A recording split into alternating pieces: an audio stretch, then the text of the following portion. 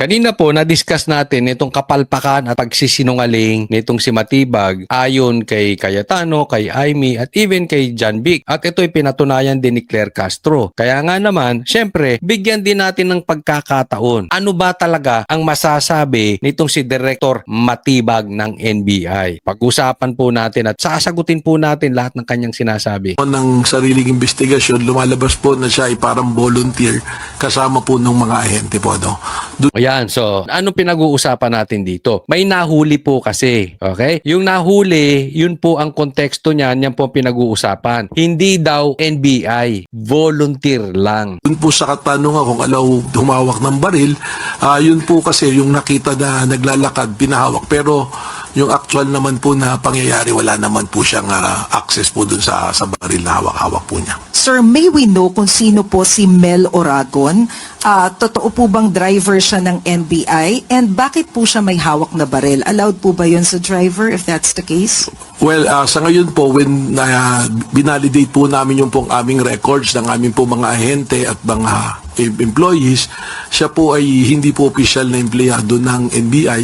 Ngunit nung akin pong nagkaroon na po ako ng sariling investigasyon, lumalabas po na siya ay parang volunteer kasama po ng mga ahente po. No? Yan, okay. So, para ang sinasabi niya, yung nahuli ay di umano ay hindi NBI agent. Siya po ay volunteer lang, driver. Okay? Pero ating napag-alaman, kung hindi ako nagkakamali, sa interview mismo, nasabi ninyo na sa isang interview, nasabi nitong si Matibag, or di ko maalala kung siya mismo nagsabi, eto daw driver na to ay matagal na po sa NBI. Mayroon ng more or less 5 years.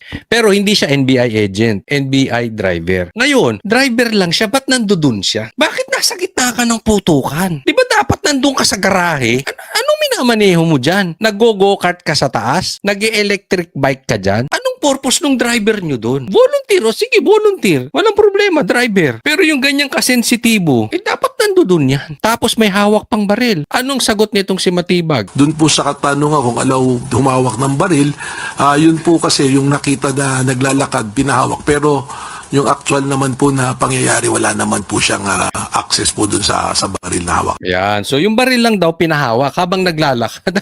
Tamad yung may-ari ng baril, pinahawak lang ng baril. Pero dun barilan, wala naman daw siyang access dun sa baril. Basta hawak lang niya pero wala siyang access dun sa baril. Paano kaya nangyari yun? Teka, ito this is unwritten rule. No? Pero alam to sa mga pumuputok. Ibig sabihin nyo nagfa-firing. Isa po sa tinuturo yan. Ang baril, hindi mo papahawakan sa iba. Una, mahigpit yan. May 3 lisensya yan eh. Una, kailangan magkaroon ka ng lisensya para ka payagang magkaroon ng baril. Ba't mo pahahawakan? Sabi nyo, walang baril yun. Sabi nga nung asawa niya, walang baril yun. Bakit mo pahahawakan ng baril yung walang lisensya ng baril? Tama po ba o tamang-tama? 3 po yung lisensya niyan eh.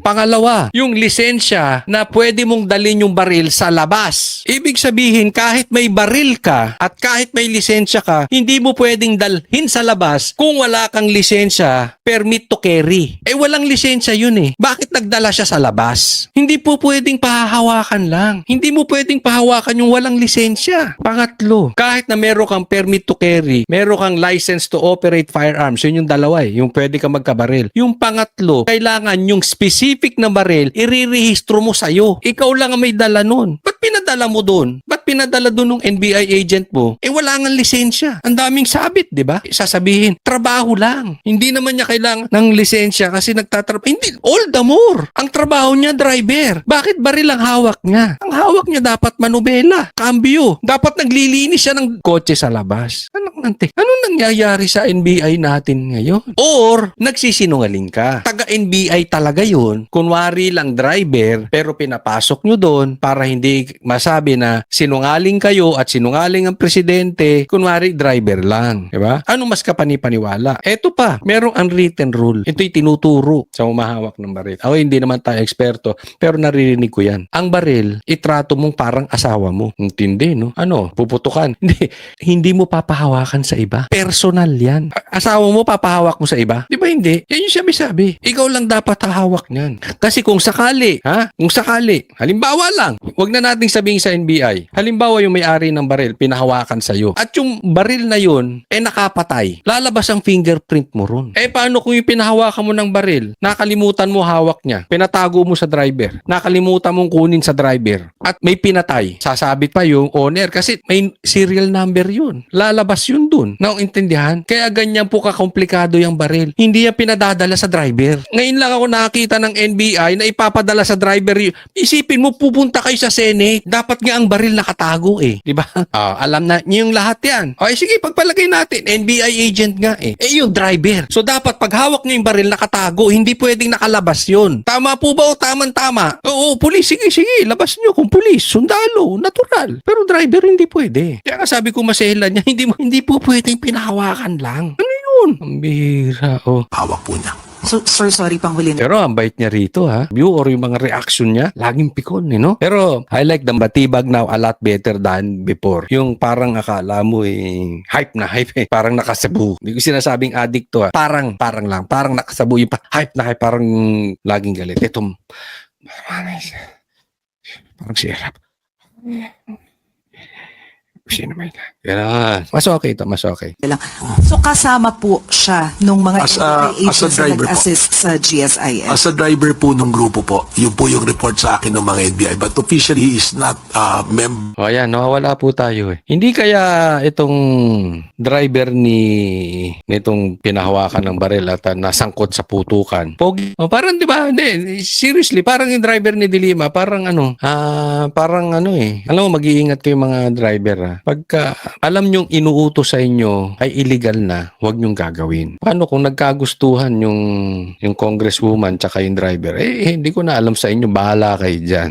Frailties of a woman. Ganun na lang sasabihin nyo. Pero ingat lang po sa mga drivers kasi meron yung nauutusan sila talaga ng hindi nila alam. So, hindi natin alam kung ito'y talagang nautusan lang at yung driver walang alam magawa, kailangan manindigan na yung driver dyan. Pero kung talaga namang kunwari lang na driver yun, pero talaga namang agent nila, parang ginawa lang sacrificial lamb, kasalanan mo yun.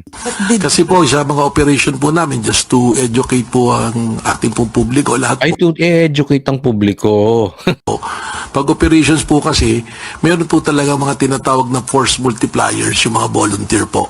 Para po kasi sa kakulangan po ng tao, tsaka meron po din kami tinatawag na mga alpha or assets, yan po na rin yung mga ginagamit namin to solicit intelligence report po para sa aming mga operations po. Kaya merong force volunteers, no? Parang, naunawaan ko naman kasi kakulangan ng puwersa dahil nga naman medyo mahirap tayong bansa, no? Pero, hindi dapat volunteer yung ipapadala nyo ron. Kita nyo, nagkaloko-loko, di ba? Ang selan yan, Senado po yan, no? Ako nagtataka nga lang, sa dami-dami nilang agents, ba't yung driver ang pinadala, di ba? Unless nagsisinungaling na naman itong si Matibag. Pero medyo kaduda-duda talaga. Pero okay, for discussion purposes, pagpalagay nating driver naman talaga. Okay, example lang, still, it's under your watch. Still, under your leadership.